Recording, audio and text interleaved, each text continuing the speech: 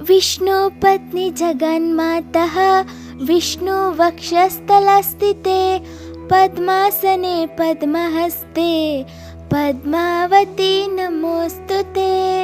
वेङ्कटेशप्रिये पूज्ये क्षीराब्धितनये शुभे पद्मे रमे लोकमातः पद्मावती नमोस्तुते।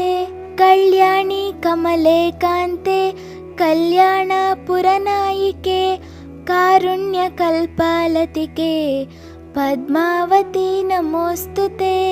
सहस्रदल पद्मसे कोटिचन्द्रनिबानने पद्मपत्र विशालाक्षी पद्मावती नमोस्तुते। सर्वज्ञे सर्ववरदे सर्वमङ्गलदायिनि सर्वसम्मानिते देवी पद्मावती नमोस्तुते। सर्ववृद्धहरावासे सर्वपापभयापहे अष्टैश्वर्यप्रदे लक्ष्मी पद्मावती नमोस्तुते। देहि मे मोक्षसाम्राज्यं देहि त्वात्पददर्शनम् अष्टैश्वर्यं च मे देहि पद्मावती नमोस्तुते।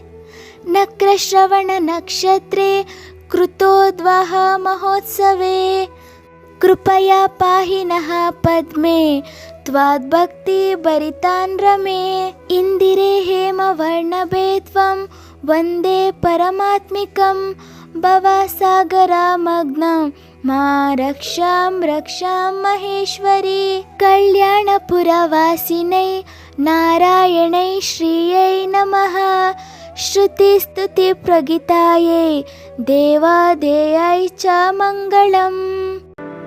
ವಿಡಿಯೋ ಇಷ್ಟ ಆದರೆ ಲೈಕ್ ಮಾಡಿ, ಶೇರ್ ಮಾಡಿ, ಸಬ್ಸ್ಕ್ರೈಬ್ ಮಾಡಿ. ಧನ್ಯವಾದಗಳು.